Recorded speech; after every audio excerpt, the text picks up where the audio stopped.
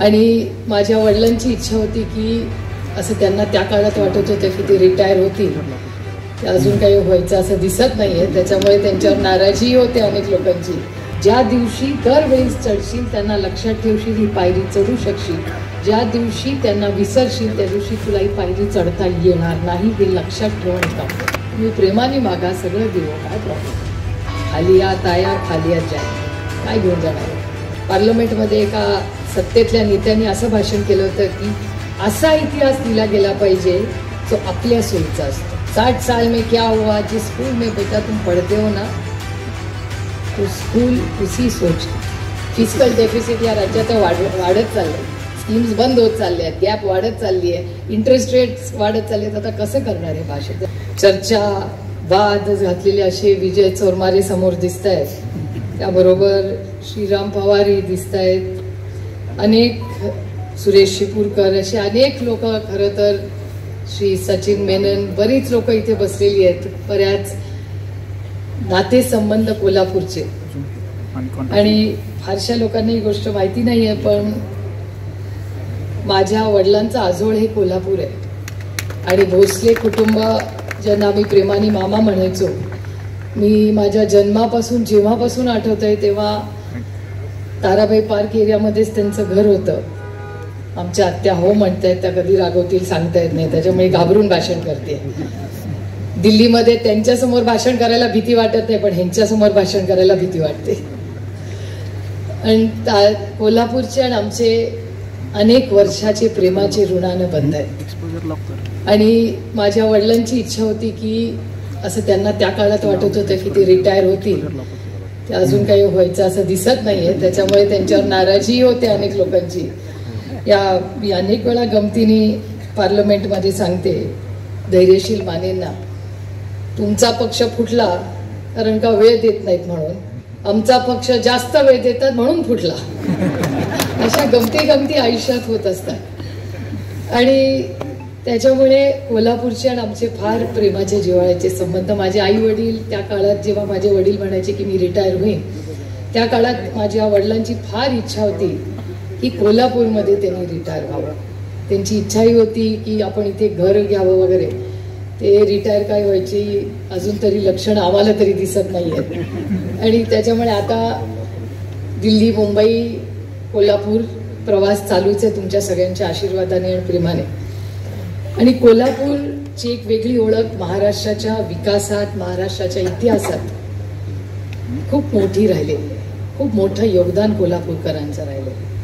आणि आज या कार्यक्रमात फार हिंमत करून मी भाषण करते, कारण का ज्यांना मी गुरु समजते असे जयसिंगराव पवार साहेबांच्या नंतर भाषण करायला मला हे खूप मोठ्या अडचणीत खरं तर राजे साहेबांनी मला टाकलेलं आहे. मुश्रीफ साहेब मला म्हणाले की फार तयारी करून भाषणाला आलाय. म्हटलं मुश्रीफ साहेब काय करायचं, इमेज का सवाल आहे. काय होतं, PWDच्या कार्यक्रमातनं कागद नाही लागत. आता 18 वर्ष खासदार आहे, PWDच्या भाषणात काय लागतं भाषण करायला, हे करू वेळेवर करू. पण जेव्हा जयसिंगराव पवार साहेबांच्या कार्यक्रमाला आपल्याला जावं लागतं, एवढा मोठा ऑडियन्स समोर असतो आणि त्याच्यात मंजुश्री ताईंनी माझ्यात गुण नसलेले गुण तुम्हाला सांगितलेले आहेत, त्याच्यामुळे थोडंसं अभ्यास करून अशा कार्यक्रमाला जावं लागतं. आणि एक गोष्ट, माझे वडील फार कमी बोलतात आणि सगळ्यांना असं वाटतं की माझ्या घरात बाळ कडूच असतं, रोज एका चमच्या टॉनिक घालतात ते आणि मला राजकारण शिकवतात, असा त्यांचा स्वभाव नाही आहे. ते फार कमी बोलतात आणि चूक झाली तरच सांगतात. जर भाषण संसदेत चांगलं झालं तर 18 वर्षात कधीही ते म्हणले नाही आहेत. आणि या मराठी घरातला मला वाटतं हा वावरच आहे. आपली मुलं फार चांगली आहेत, हुशार आहे, असं त्यांना कॉन्फिडन्स द्यायला आई वडिलांना कधीच वाटत नाही, आपण तो दिला पाहिजे. पण चूक झाली तर घरात एक पाऊल उंबरठा ओलांडून ठेवलं की पहिला असं तो शब्द चुकला पाहिजे, घरात शिरू द्या, कुठला शब्द चुकला. त्याच्यामुळे भाषण करताना त्यांनी मला एकच गोष्ट दोन गोष्टी मला पार्लमेंटमध्ये जाताना सांगितल्या होत्या. गेट नंबर 1, दरीशील तुम्हाला आठवत असेल धनंजय, आपल्यालाही आठवत असेल की जुन्या पार्लमेंटच्या बिल्डिंगमध्ये गेट नंबर 1 आपण चढतो, आपल्यालाही आठवत असेल. तर त्या चढताना एकदाच ते मला म्हणले होते की ही पायरी आहे ना, या पायऱ्या तू फक्त आणि फक्त बारामती लोकसभा मतदारसंघामुळे चढतेस. ज्या दिवशी दरवेळी चढशील त्यांना लक्षात ठेवशील ही पायरी चढू शकशील, ज्या दिवशी त्यांना विसरशील त्या दिवशी तुला ही पायरी चढता येणार नाही हे लक्षात ठेवून काम तो दिवस आणि आजचा दिवस. ही गोष्ट खरी आहे की मी राजकारणात का आले, कशाला आले, काय पुढे झालं हे माझं आयुष्य तर रोज या चॅनलवरच असतं, आवडो ना आवडो. पण ही गोष्ट खरी आहे की लोकप्रतिनिधी म्हणून काम करत असताना त्याला नेतृत्व वगैरे सेवा आपण म्हणतो आजकालच्या काळामध्ये, ते नेतृत्व नसतं, ती जबाबदारी असते, खूप मोठी जबाबदारी असते. 23 लाख लोकांचा आवाज म्हणून आपण उभे राहतो. आणि दुसरं मला त्यांनी सांगितलं होतं की एक लक्षात ठेव, पार्लमेंटमध्ये जेव्हा उभी राहतेस ना तेव्हा सुप्रिया सुळे नसतेस, तुझी ओळख फक्त बारामती लोकसभा मतदारसंघ आहे, दुसरी तुझी कुठलीही ओळख नाही. त्यामुळे मी जेव्हा जेव्हा उभी राहते तेव्हा दडपण येतं असं पार्लमेंटमध्ये की 23 लाख लोकांचा आवाज म्हणून माझ्या राज्याच्या वतीने मी इथे उभी आहे. एवढीही चूक करणं आपल्याला न झेपणार, कारण का ती चूक माझी नसते, ती माझ्या मतदारसंघातल्या 23 लाख लोकांवर येते. त्यामुळे भाषण करताना उशिरा का होईना मला कळलं की silence has a huge power, म्हणजे गप्प बसण्याला एक वेगळी ताकद लागते. आणि म्हणूनच मी माझी लोकसभेचे इलेक्शन जिंकले. जर आरेला कार्य करत बसले असते तर कदाचित आज इथे उभी नसते. त्यामुळे अनेक गोष्टी संघर्ष, म्हणजे गंमत म्हणून मी खरं तर ज्या पद्धतीने मंजुषीताई माझ्याबद्दल बोलत होता त्याच्या मागे थोडी त्याला पण एक इतिहास आहे. याचं कारण 3 पवार आहेत, जयसिंगराव, शरद आणि दया. दया पवारांना 1 मुलगी प्रज्ञा, शरद पवारांना 1 मुलगी सुप्रिया, जयसिंगराव पवारांना 2 आहेत पण मुलगा पण आहे. पण आमचा संबंध सगळ्यात जास्त इतिहासाची आवड असल्यामुळे त्याच्यामुळे आमच्या तिघींचा एक व्हॉट्सॲप ग्रुप आहे, त्याचं नाव सोल सिस्टर्स आहे. दया पवारांची लेक, शरद पवारांची लेक आणि जयसिंगराव पवारांची लेक, आमच्या तिघींचा एक ग्रुप आहे. आणि त्याच्यात ह्या दोघींमुळे माझी बुद्धिमत्ता वाढते, कारण एक कवी आणि एक इतिहास. आणि मी काय सांगणार की ह्या रेल्वेचा रस्ता झाला, ही पाण्याची योजना झाली, जल जीवन मिशन मध्ये असं झालं, ते मी काय काय सांगत असते ह्यांना पॉलिसी लेवलचं. आणि त्या दोघी इतिहासाच्या इतक्या सुंदर गोष्टी किंवा कविता या माझ्या आयुष्यावर लिहून मला पाठवत असतात. त्याच्यामुळे मला ऊर्जा कुणाकडून मिळते तर माझ्या या पवार 2 भगिनींकडून मिळते. अप्रतिम त्या दोघींचं लेखन आहे. आणि दया पवारांचा पुढचं काम आणि लेखन अतिशय सुंदर पद्धतीने प्रज्ञाताई करतायत. आणि आज इथे याही ताई अतिशय उत्तम पद्धतीने काम करतायत. त्याच्यामुळे आमचं एक त्रिकूट जे आहे, काय काय करत असतो आम्ही उद्योग वगैरे, पण त्याच्यातच इतिहास आमच्या तिघांनाही प्रिय असलेला. इथे माई आत्या हसत असतील की सुप्रिया इतिहास वगैरे बोलते, माझा अभ्यास खूप वर्ष त्यांनी घेतलेला आहे, माझी मार्कशीट पण बघितलेली आहे. त्याच्यामुळे जेव्हा मला माझी आई नेहमी म्हणते, आता काल माझी आई आणि मी कोल्हापूरला आलो, गाडीमध्ये 3 तास मी हे पुस्तक वाणी विजय चोरमारेंनी 1 तास घेतलेली कालची त्यांचा सगळा इंटरव्ह्यू मी पाहून आले. आणि मी विचारतो, माझी आई म्हणते तू कशाचा अभ्यास करते? म्हणलं मला उद्या 2 भाषणं करायचे. आणि कशावर? म्हणलं एक तारा राणींवर आणि एक अहिल्याबाई होळकरांवर. मी फक्त त्याची उजळणी करते. ती म्हणली शाळेत अभ्यास केला असतास तेवढा मारच खाल्ला नसतास. म्हणलं आता झालं ना, जर तेव्हा अभ्यास केला असता तर कदाचित हार्वर्ड किंवा कुठेतरी डीन झाले असते. आता कदाचित ट्रम्पने मला परत पाठवलं असतं, तेव्हा थँक गॉड मला ती वेळ काय माझ्यावर आली नाही. पण इतिहास आणि हा सत्य राहणारा इतिहास फार कमी लोक राहिलेले. आणि तंत्रज्ञानाचं, मी इथे यायच्या आधी जेव्हा महाराज साहेबांबरोबर आम्ही बसलो होतो अर्धा तास, तेव्हा मी जयसिंगराव पवार साहेबांना एकच प्रश्न विचारला की आज तंत्रज्ञान हे पुस्तक किती मोठं आहे, याच्यात वाचणारे किती असतील. आणि आता ChatGPTची तर मला भयंकर भीती वाटते. मी AI वर प्रचंड प्रेम करणारी आहे, कारण का मला तंत्रज्ञानाचं भयंकर प्रेम आहे. I love technology. पण टेक्नॉलॉजीमध्ये ChatGPTच्या माध्यमातून जर तारा राणींवर भाषण करायचं असेल तर एक 3.5 मिनिटात त्याला वाटतं तसं त्या ChatGPTनी तारा राणी लिहिलेली आहे. जर खरंच तारा राणींचा अभ्यास करायचा असेल तर हा ग्रंथ आपल्याला वेळ काढून वाचावा लागेल. आणि माझ्या सरकारमध्ये फार लोक इथे बसलेले, माझी त्यांना विनंती राहील की मराठी भाषेबद्दल खूप बोललं जातं, पण मराठी भाषेसाठी सरकारने मराठी भाषा दिन सोडून बाकीचे दिवस आपण काय करतो, एक समाज म्हणून, मी विरोधक म्हणून भाषण करत नाही, पण मराठी भाषा ही माझी मातृभाषा आहे. त्या मातृभाषेवर प्रेम करणारी मी आहे. तशी मराठी माझी आई आहे, तशी हिंदी आणि इंग्लिश माझी मावशी आहे, त्यांच्यावरही माझं प्रेम आहे. कारण जगामध्ये काम करत असताना सगळ्याच भाषा यावे लागतात. कारण का शेवटी दिल्लीमध्ये गेल्यावर मराठी भाषेत झाली की हे मोठी बातमी करतात की मराठी बाणा, पण शेवटी फायनान्सवर भाषण करताना नाही हो मराठी बाणा मराठीत करताय, तेव्हा इंग्रजीतच भाषण करावं लागतं. नाही तर निर्मलाजींना कसं कळणार? फिस्कल डेफिसिट या राज्याचं वाढत चाललंय, स्कीम्स बंद होत चालले आहेत, गॅप वाढत चालली आहे, इंटरेस्ट रेट्स वाढत चालले आहेत. आता कसं करणार हे भाषण? त्याच्यामुळे अनेक वेळा इंग्रजीचाही आम्हाला भाषण तिथे करावं लागतं.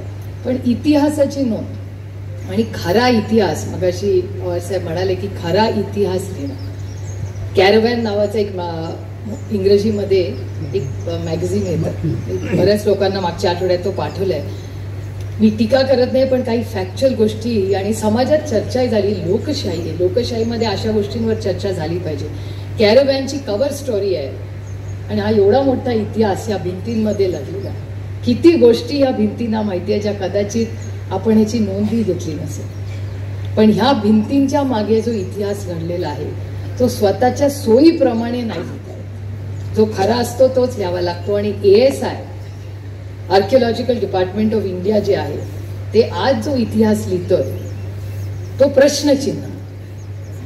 आणि मी एकटी म्हणत नाहीये, हा डेटा सांगतोय. आणि कॅरव्हॅन मॅगझिन जर कुणाला शक्य असेल, जरासा लांब लेख येतो, पण कॅरव्हॅन मॅगझिनचा ज्याला इंटरेस्ट असेल त्याला, मंजुश्रीताई तुम्ही तर वाचलाच पाहिजे तो लेख, की आर्किओलॉजिकल जे डिपार्टमेंट आहे देशाचं त्याच्यामध्ये जो इतिहास लिहिला जातोय तो वास्तवतेपासून खरंच दूर आहे का, किंवा तो बदलला जातोय का.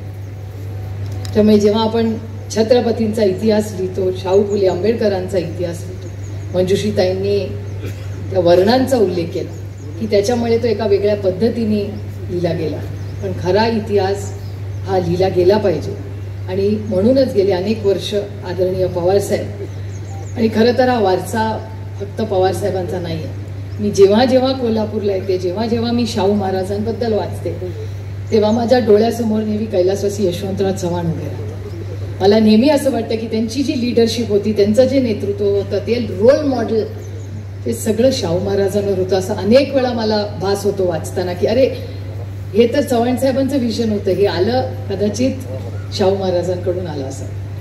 आणि अशी अनेक तीच विचारधारा घेऊन आदरणीय पवारसाहेबांनी महाराष्ट्रात काम केलं, बऱ्याच लोकांनी काम केलं. त्याच्यात खूप लोकांचं व्यासपीठावर आज उपस्थित असेल प्रत्येकाचं त्याच्यात योगदान आहे. आत्ता आंबेडकरजी म्हणाले की एक TV सिरियल काढावी, फार चांगली सूचना.